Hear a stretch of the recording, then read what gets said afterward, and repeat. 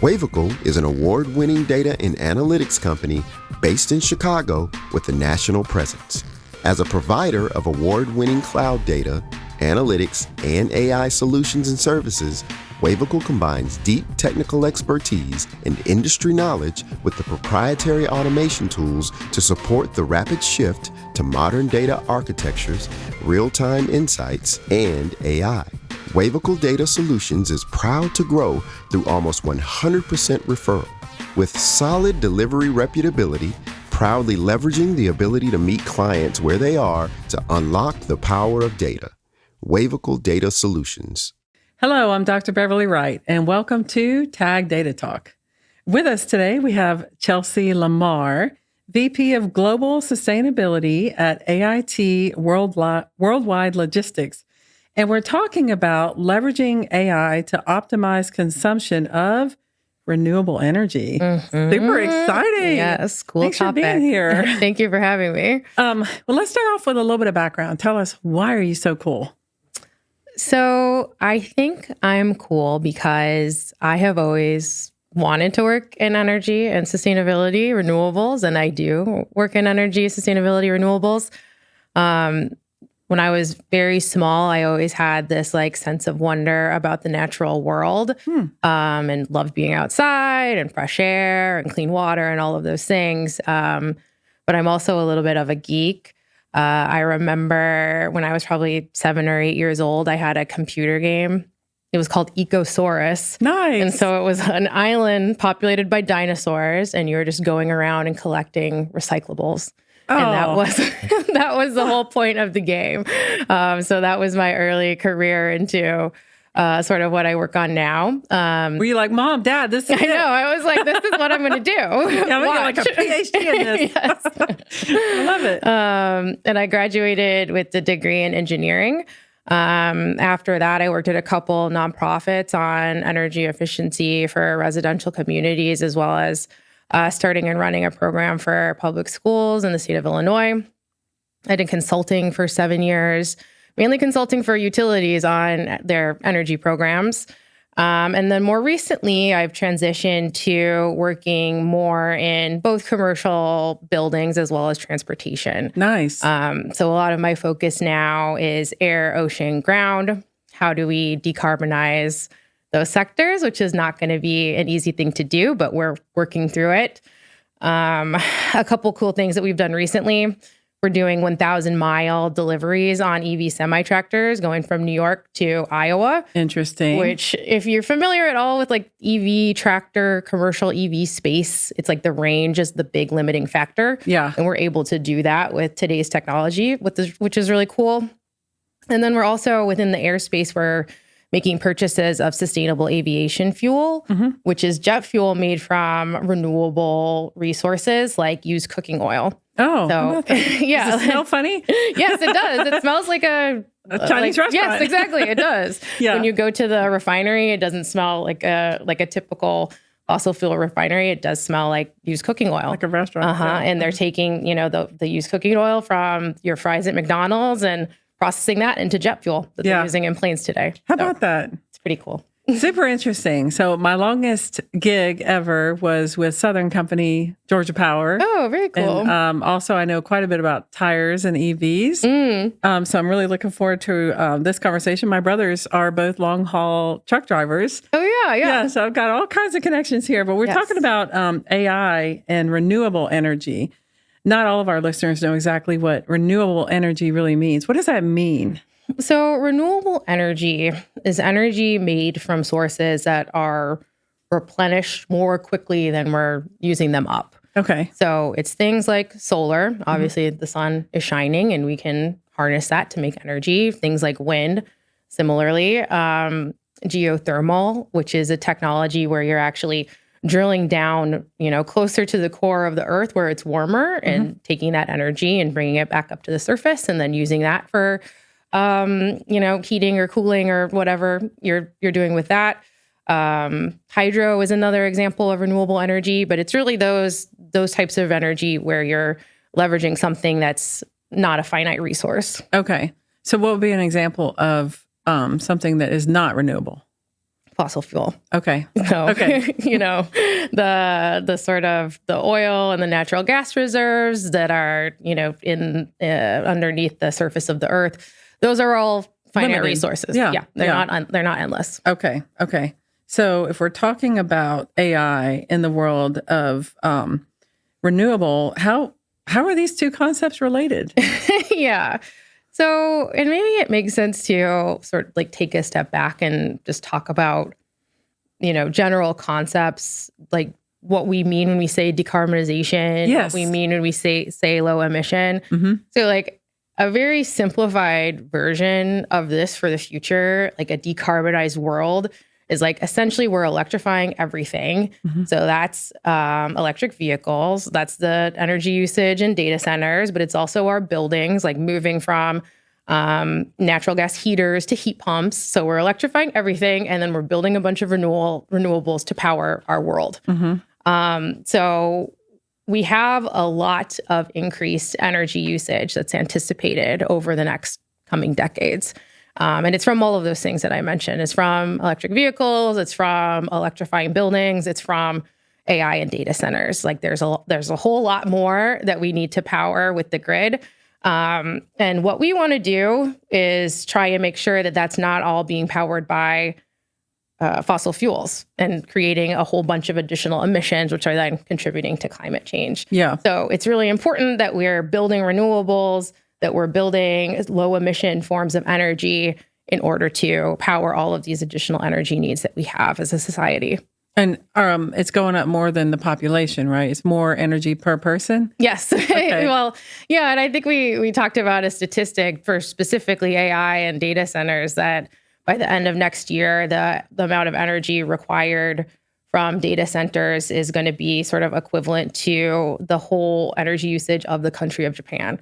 So it's like insane. I mean, it's insane additional demand that we're adding to the grid. Yeah. It seems overwhelming. It seems like impossible. Like, how in the world are we ever going to do this? And we're not going to slow down with our AI. I mean, that's like telling people to stop driving cars. Exactly. We're going to use AI. We're going to drive cars. Yeah.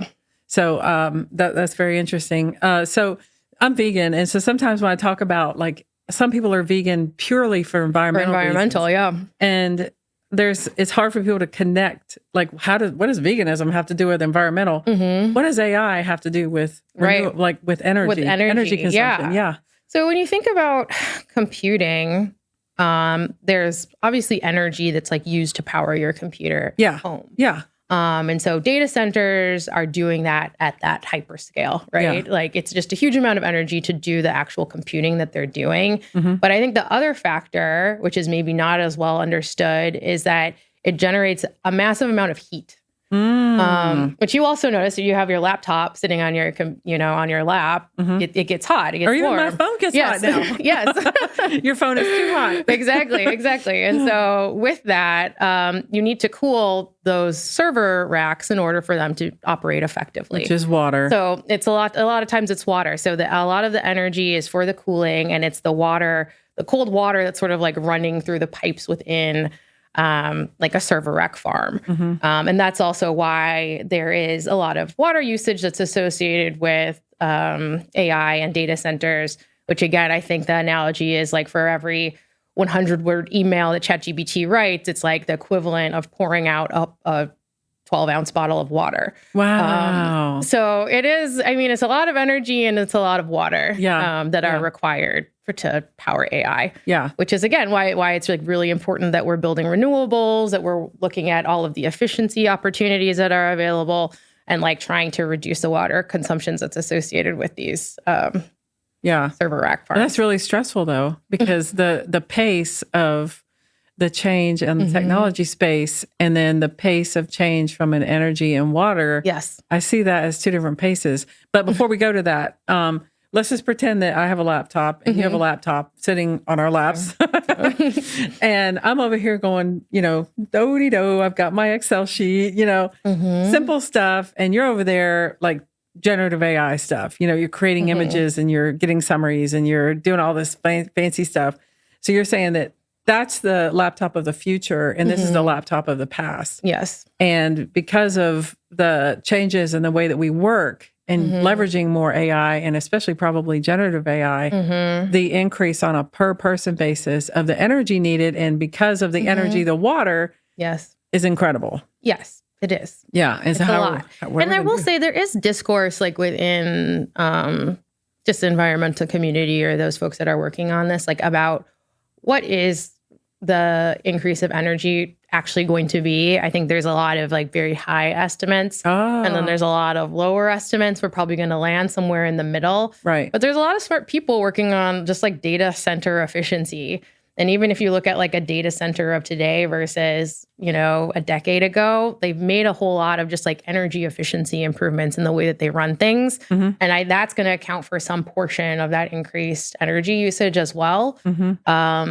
So I think that's a positive, like within the industry. And I do think that has that's going to be a big factor within, this whole conversation of like, how do we match together the energy demand alongside, the increased need for AI and like what folks are interested in. Yeah. And so battery power, that's good or bad? Like within the context, it's good. Okay. I would say thumbs up. Yeah. So with a lot of renewable energy resources, they're not firm, like what we would call firm, in that the sun is not shining all the time. Right. So when you're putting solar on your building, you're generating energy in the middle of the day, but you're not generating any energy at night. Right. And so you're pulling from the grid at night. And so what a battery can allow you to do is make the solar more firm. It's still difficult for it to be, as sort of reliable as like a natural gas plant or nuclear or things like that. But it can help. And so what the battery is doing is then taking the overgeneration that's happening during the day, storing it, and then you're using it at night. And that's sort of the nice model for, again, like a net zero building. When you think of a net zero building, it's like you've electrified everything. You have solar on the roof. You have a big battery in your yard. Right. You're using the solar during the day. The battery is charging. And then at night, you're discharging the battery. Right. So that's one sort of method or way that we can get to this decarbonized world. And I think that there's been a lot of advancements in battery efficiency. The prices are coming down. There are certain areas like state of California is really incentivizing that as a technology. So we're seeing a lot of battery installations there. But it's all part of sort of the puzzle, part of the solution. Yeah. It's tricky because batteries are heavier and then it wears the tires out. Right. And then the tires have to be replaced sooner. Right. Particulates get in there. And are we really like, it's so challenging that it's not like a silver bullet anywhere. Is there? There's not a silver bullet anywhere. But I do think what is nice or like reassuring, because I feel like it can get overwhelming quickly once you start thinking about some of these things, is a lot of climate scientists or technology folks have already done a lot of the work for us, and they've like done a life cycle analysis. So we know we've taken into account, for a battery, here's the amount of energy it costs to produce.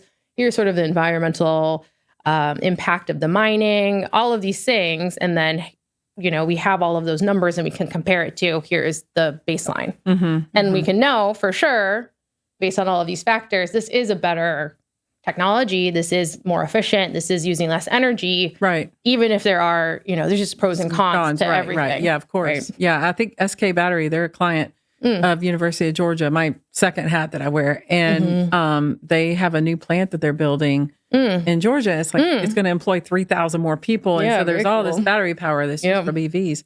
So it sounds like LLMs and just generative AI in general is kind of like not good for the environment. What are we going to do? Well, I think that, yes. How do we be responsible? Yeah, generative AI is definitely having a big environmental impact. Yeah.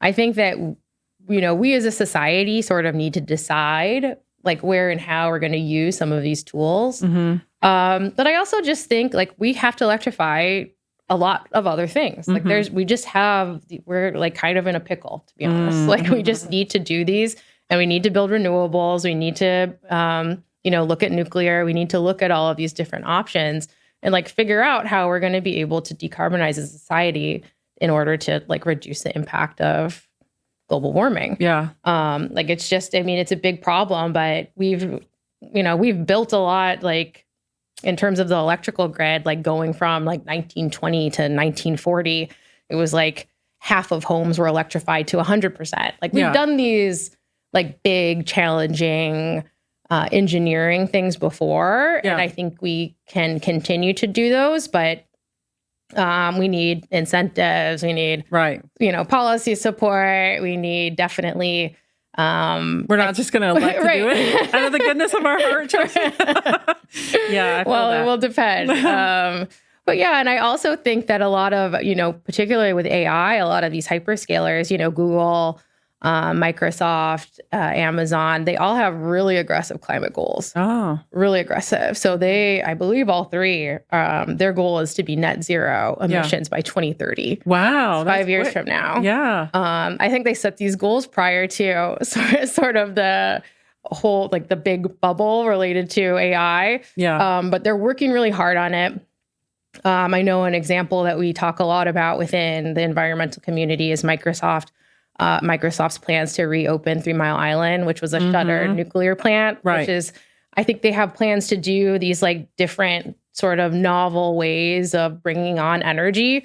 I think that a lot of those companies, like they want to be able to offset the energy usage that's coming from the cloud computing with renewables, with like firm renewable energy capacity that they're adding to the grids. I mean, they're the largest purchasers of renewable energy in the world.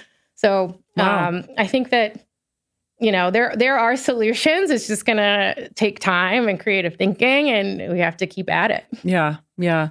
So is there a way to responsibly use generative AI? I mean, how do we, because what I'm picturing is I'm hearing these phrases from you: renewable, net zero, carbon footprint. Like I'm hearing, like we gotta do this, that, and the other. But is there a way to responsibly use generative AI? Let me give you an example.